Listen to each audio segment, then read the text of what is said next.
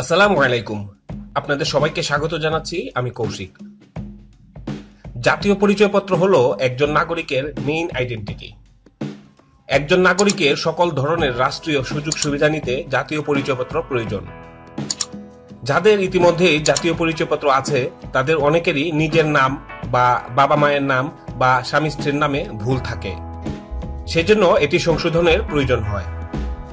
অনেক সময় শিক্ষাগত যোগ্যতা, বৈবাহিক অবস্থা বা ঠিকানা পরিবর্তনের কারণে তাও সংশোধনের প্রয়োজন হয়।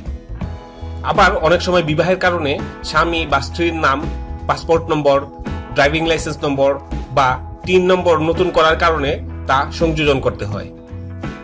বাবা মা বা স্বামী স্ত্রী মারা গেলে তাদের নামের সামনে মৃত উল্লেখ করা বা তালাক হলে স্বামী বা স্ত্রীর নাম বাদ দেয়া সহ এরকম আরো অনেক তথ্যের সংশোধন বা সংযোজন বা বিয়োজনের প্রয়োজন হয়ে পড়ে। পুরো এই বিষয়টিকে বলা হয় জাতীয় পরিচয়পত্রের তথ্য হালনাগাদ করা, বা আমরা যেটাকে সহজে বলি আপডেট করা। এই সব কিছুই করা সম্ভব, তবে অবশ্যই কোনো না কোনো প্রমাণ লাগবে এবং কর্তৃপক্ষ যেটাকে বলে দলিল। আপনি যে তথ্য পরিবর্তন করতে চান অবশ্যই তার উপযুক্ত দলিল বা কাগজপত্র জমা দিতে হবে প্রমাণস্বরূপ।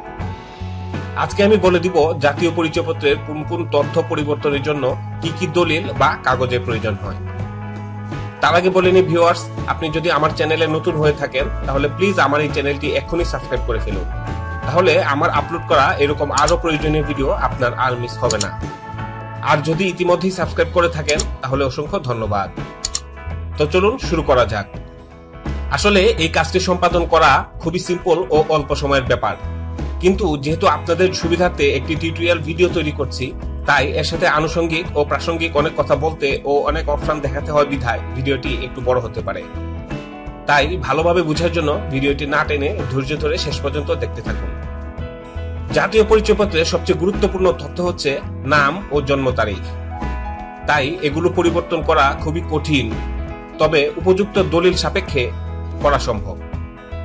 নিজ নাম বাংলা বা ইংরেজি এবং জন্ম তারিখ সংশোধনের ক্ষেত্রে উক্ত সংশোধনের সপক্ষে ক্ষেত্রমত নিম্নবর্ণিত কাগজপত্র বা তথ্যাদি জমা দিতে হবে। শিক্ষাগত যোগ্যতা ন্যূনতম এসএসসি বা সমমান হলে এসএসসি বা সমমানের সনদপত্র দিতে হবে।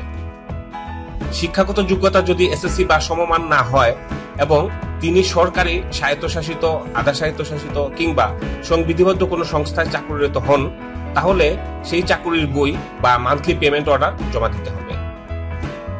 শিক্ষাগত যোগ্যতা যদি এসএসসি বা সমমান না হয়, আবার তিনি যদি সরকারি, স্বায়ত্তশাসিত, আধা স্বায়ত্তশাসিত কিংবা সংবিধিবদ্ধ কোনো সংস্থায় চাকরি না করেন, সেক্ষেত্রে পাসপোর্ট বা জন্ম নিবন্ধন সনদ বা ড্রাইভিং লাইসেন্স বা ট্রেড লাইসেন্স বা কাবিননামা সত্যায়িত কপি জমা দিতে হবে।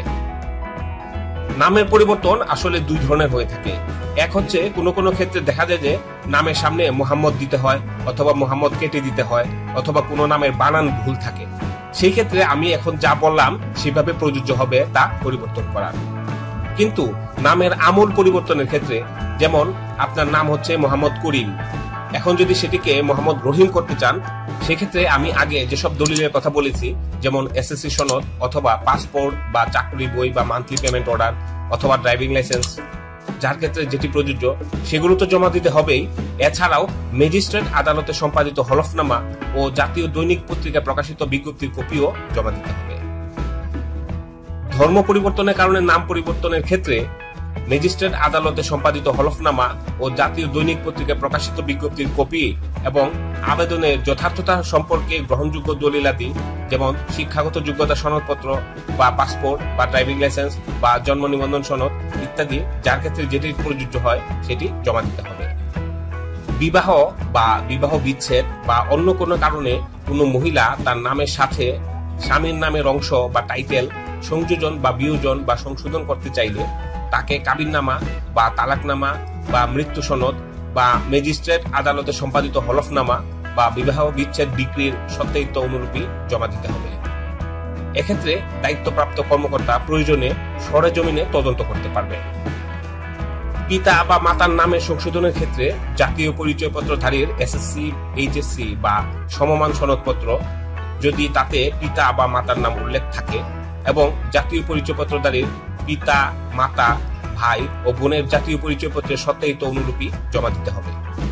এক্ষেত্রেও দায়িত্বপ্রাপ্ত কর্মকর্তা প্রয়োজনে সরেজমিনে তদন্ত করতে পারবেন। পিতা বা মাতার নামের পূর্বে মৃত অভিব্যক্তিটি সংযোজন বা বিয়োজন করতে চাইলে প্রযোজ্য ক্ষেত্রে পিতা বা মাতার মৃত্যু সনদের সত্যায়িত অনুলিপি বা তাদের জাতীয় পরিচয়পত্রের সত্যায়িত কপি সহ সংশ্লিষ্ট এলাকার ইউপি চেয়ারম্যান বা পৌর মেয়র বা কাউন্সিলরের প্রত্যয়নপত্র জমা দিতে হবে।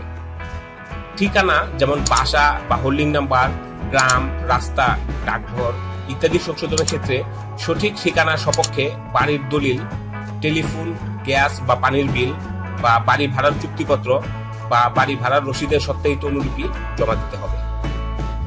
রক্তের গ্রুপ সংযোজন বা সংশোধনের ক্ষেত্রে তার সপক্ষে ডাক্তারি সনদপত্র জমা দিতে হবে। শিক্ষাগত যোগ্যতা সংশোধনের জন্য জাতীয় পরিচয়পত্রধারীর সর্বোচ্চ শিক্ষাগত যোগ্যতা সনদপত্র সত্যায়িত অনুলিপি জমা দিতে হবে। 3 number driving licence number, passport number সংশোধনের ক্ষেত্রে প্রয়োজনে 3 সনদ, ড্রাইভিং লাইসেন্স বা পাসপোর্টের সত্যায়িত কপি জমা দিতে হবে। এছাড়াও অন্য যে কোনো সংশোধনের ক্ষেত্রে উক্ত রূপ সংশোধনের সপক্ষে উপযুক্ত সনদ বা দলিল ইত্যাদি সত্যায়িত কপি জমা দিতে হবে। আবেদনপত্রের সাথে দাখিলকৃত অনুলিপি সমূহ নিম্ন বর্ণিত ব্যক্তিবর্গ সত্যায়ন করতে পারবেন: 1 সংসদ সদস্য, 2 স্থানীয় সরকারের নির্বাচিত জনপ্রতিনিধি, 3 গেজেটেড সরকারি কর্মকর্তা এবং 4 হচ্ছে মাধ্যমিক ও উচ্চ মাধ্যমিক শিক্ষা প্রতিষ্ঠানের প্রধানগণ। অসম্পূর্ণ বা ত্রুটিপূর্ণ আবেদন বাতিল বলে গণ্য হবে।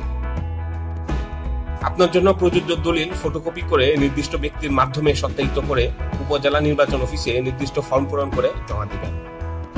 অথবা ঘরে বসে অনলাইনে তা করতে চাইলে তা কিভাবে করতে হয় তার বিস্তারিত step by step practical video এই ভিডিওর ডেসক্রিপশনে দেয়া আছে, চাইলে তাও দেখে নিতে পারেন। এছাড়া আপনি যদি কোনো সমস্যায় পড়েন অথবা কোনো কিছু জানাতে চান তাহলে অবশ্যই আমাদেরকে কমেন্ট করে জানাবেন। এই ছিল আজকের এই ভিডিওটি যদি আপনাদের ভালো লেগে থাকে তাহলে অবশ্যই একটা লাইক দিবেন এবং শেয়ার করে অন্যদেরকে দেখার সুযোগ করে দিবেন।